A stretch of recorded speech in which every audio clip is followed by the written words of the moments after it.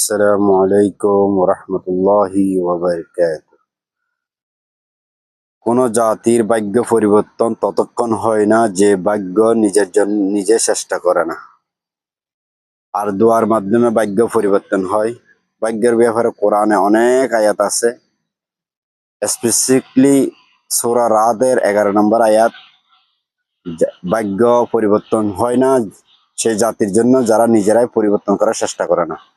আল্লাহ ততক্ষণ পরিবর্তন করে না যে জাতি নিজেরা নিজে ভাগ্য পরিবর্তন করার চেষ্টা করে না। নির্ধারিত ভাগ্য নির্ধারিত, কিন্তু চেষ্টা করতে হবে। আর দোয়ার মাধ্যমে ভাগ্য পরিবর্তন হয়। তিরমিজি শরীফের 2139 নম্বর হাদিস। ফজরের নামাজের পরে আলহামদুলিল্লাহ, আল্লাহর শুকর।